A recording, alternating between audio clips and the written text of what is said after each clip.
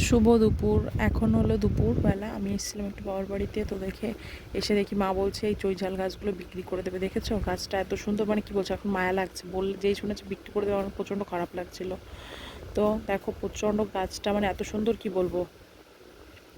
আর এই চৈঝাল খাওয়াও প্রচণ্ড ভালো, উপকার হয় অনেক কিছু খেলে, কিন্তু আমরা খাই না, তার জন্য বিক্রি করে দেওয়া। কারণ আমরা একটু অন্যরকম, আমরা এগুলো খাই না। আর খেলেও ওই একটা দুটো অনেক দিন পর ঠিক ওরকম। আর আমি তো খাই না, কারণ আমার একটু ঝাল ঝাল লাগে, একটু রাগ মতো একটু আছে এগুলোই।